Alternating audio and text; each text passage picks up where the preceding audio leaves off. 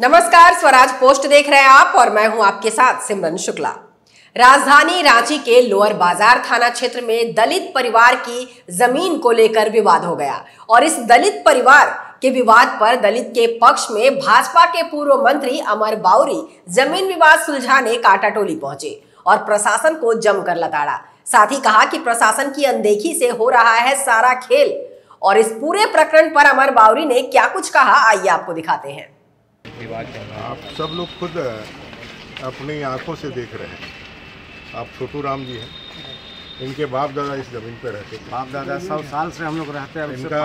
इनका कितना सबसे उस समय लोगों के पास पुश्ते याद नहीं है, लेकिन इन्होंने यहीं जन्म लिया है और इनके पिताजी इनके दादाजी इसी जमीन पर। बाल बच्चा भी 4 गो। अभी पिछले पूजा के समय अचानक से 28 तारीख को इनकी ज़मीन तोड़ दी गई।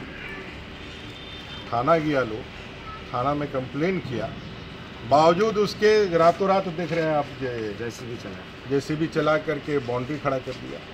सामने में इनके प्राइवेसी को डिफेंड करने के लिए कैमरा लगा दिया, फ़ोन पे धमकियां दी जा रही है और ऐसा सब कुछ प्रशासन के खबर देने के बाद हो रहा है। SC/ST थाना में गया, पूरे दिन बैठा, लेकिन थाना में केस लॉन्च किया है, कह रहा है, अभी तक इसका कोई केस नंबर कागज नंबर दिया नहीं। और ये घटना 28 तारीख से आज हम 8 तारीख हो गए, लगभग 10 दिन से ज़्यादा समय हो गया। अब ये पूरा परिवार डरा हुआ है धमकी के कारण।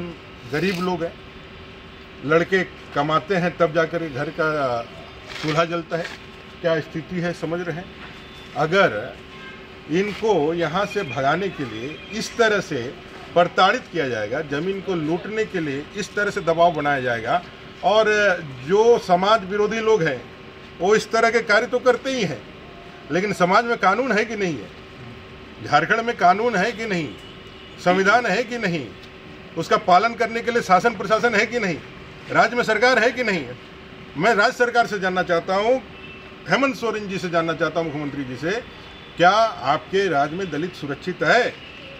राजधानी में इतनी बड़ी घटना घटित हो रही है, लेकिन प्रशासन का और आपके शासन का कहीं पर भी, कहीं से भी इसके लिए न्याय दिलाने की दिशा में कोई कदम आगे बढ़ते हुए नहीं दिख रहा है।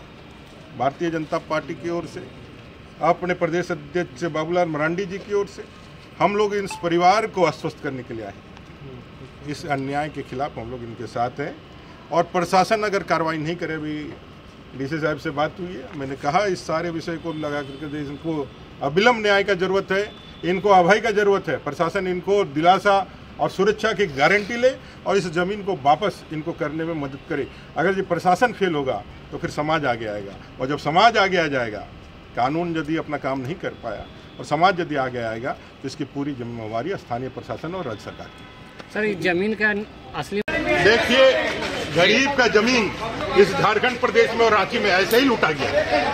SC/ST के जमीन पे गलत कागज बना करके, प्रभाव के द्वारा, अंचल के द्वारा पंजी टी को हटा करके, भाई जब CNT का आच्छादित जमीन है तो उसको जनरल कैसे आपने कर दिया और कैसे इसका कागज बना लिया, ये सब जांच का विषय है। उससे पहली बात, अगर यदि वहाँ बाउंड्री के साथ यदि कोई रह रहा है तो किसी के बाउंड्री तोड़ने का अधिकार आपको किसने दिया? सर, उन लोग का कहना है कि वो जो छोटू राम है उसको रहने दिया गया था, किसने वो कोई दिया? मालिक नहीं है, इन लोगों का कहना। उन लोगों के कहने से नहीं होगा, उनके कहने से नहीं। आपने देखा है क्या?